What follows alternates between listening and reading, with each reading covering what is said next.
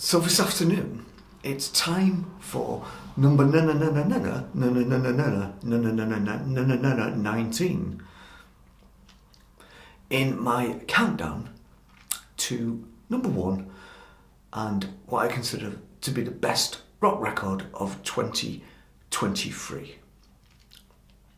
And so, number 19, or 19, couldn't be any more far removed from Paul Hardcastle and that type of music. Because we're talking about Bell Witch, Future's Shadow, Part 1. Now, those of you who know Bell Witch will know what an extraordinary band they are. They come from Seattle, and there's only two of them. You've got Dylan Desmond and you have Jess Schriebman. Now these two, I've seen Bell Witch, and there is indeed only two of them. They're quite an extraordinary outfit. They have no guitarist. They just have bass, drums and keys and vocals.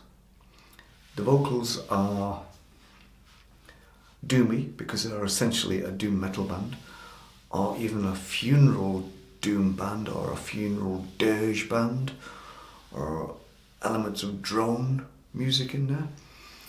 So their compositions are incredibly long, usually very long form pieces. In fact, this one, Future Shadow, goes on for 1 hour and 23 minutes. And it's quite an investment. If you're going to listen to Bell Witch, you have to be prepared to make an investment, because it's going to eat a chunk of your day. So it's not for everybody. It's difficult music, it's hard music. They're almost reinventing how people absorb music in this day and age where everything is disposable and just like that. They're doing the opposite, and I think they're doing it deliberately, and that ain't no bad thing. So the music is really, really slow, ponderous, drenched in misery, and yet it's still enjoyable. I don't know how they managed to achieve that. They push the envelope all the time, really, really far. Just when you think you can't take any more, something interesting will happen. That's the sign of a good doom band. It's not just repetitive riffs all the time, or repetitive beats all the time, or anything like that. They keep it interesting.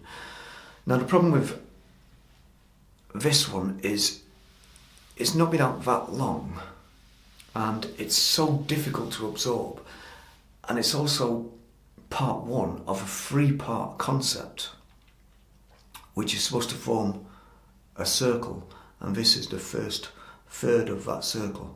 So we've got the middle part to come, and then the ending part to come, which I presume will be also long form pieces.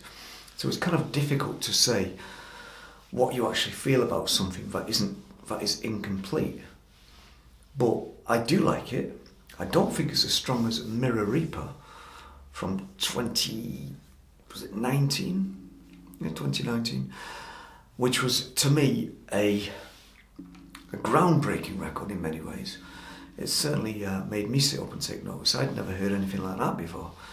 And as I say, I saw them live, and they couldn't even play all of Mirror Reaper because they just didn't have enough time on stage. Such a massive record. So it is a huge investment, a massive investment in your time.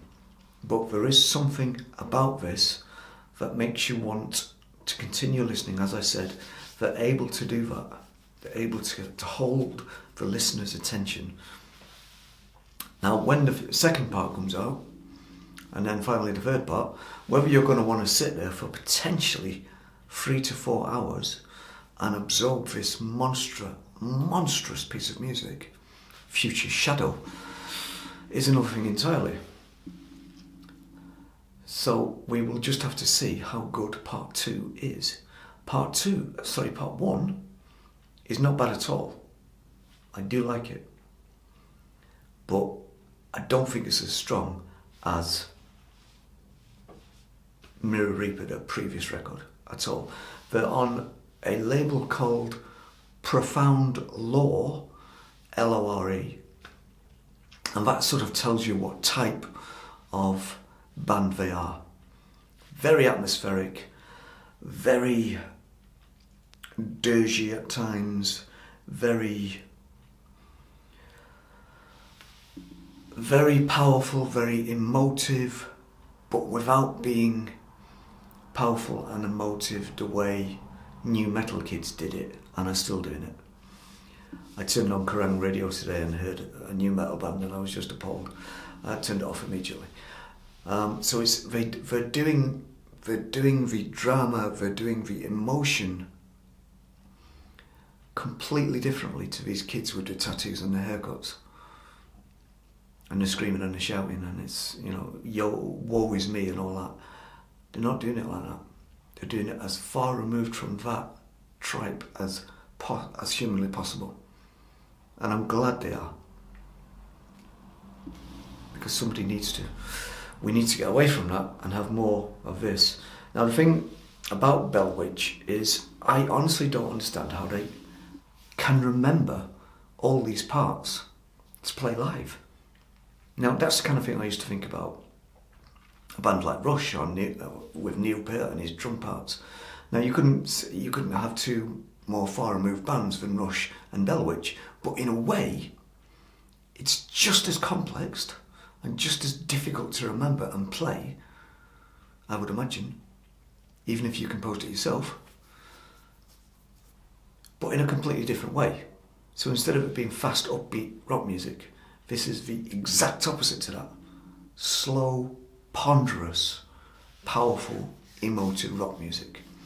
And quite frankly, creepy as all hell. I mean, look at that. And if you've seen the cover to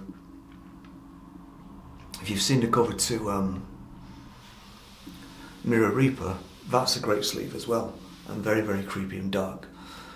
But as I say, they do have something. They've got something going on here with this one. I'm looking forward to part 2 and part 3. They've got something to keep you interested.